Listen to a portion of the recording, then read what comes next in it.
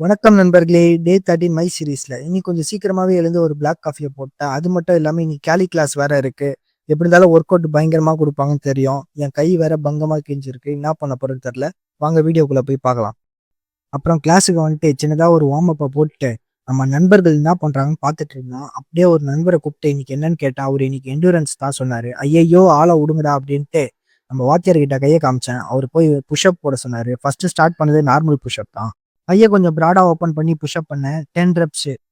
அடுத்தது நம்மளுடைய favourite push up ஆன டைமண்ட் புஷ் அப் தான். இது ஒரு 10 ரெப்ஸ் போட்டு பக்காவா போட்டு முடிச்சுட்டேன். அதுக்கப்புறம் தான் டிக்ளைன் புஷ் அப். இது நான் ஃபர்ஸ்ட் டைமா போடுறேன். இதுவும் 10 ரெப்ஸ். இதையும் போட்டு முடிச்சுட்டேன்.